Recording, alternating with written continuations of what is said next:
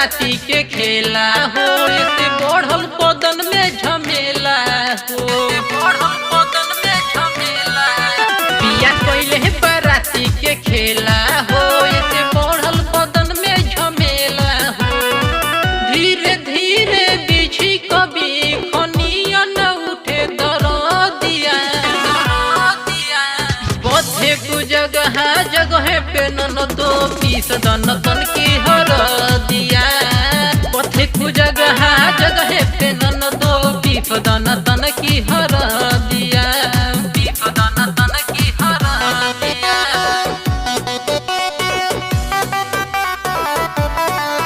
पिया कोइले बराती के खेला हो,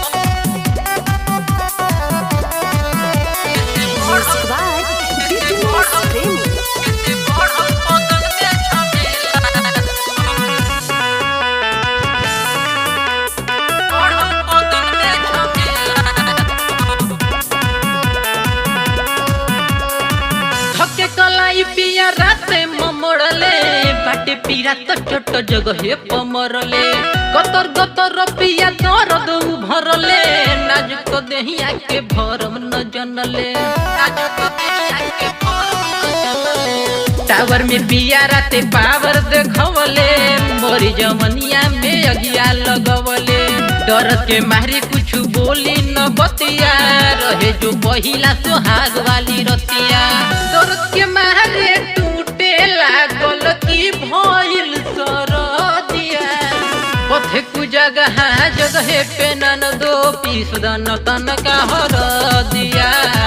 पथे कु जगह पे न दो पीस दन तन का हर दिया, पीस दन तन का हर दिया, पीस दन तन का हर दिया, पीस दन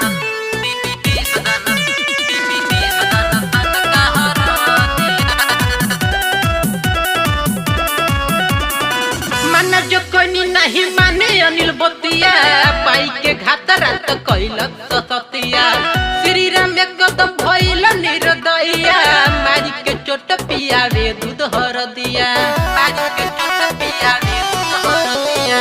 बाते न बाते में लेत रहुए माजा, देखो न माजा की लेत बड़ुए साजा। कबो न नैहर में भइल दुर्दासा, सोचले रही मरद मिलिया खाता।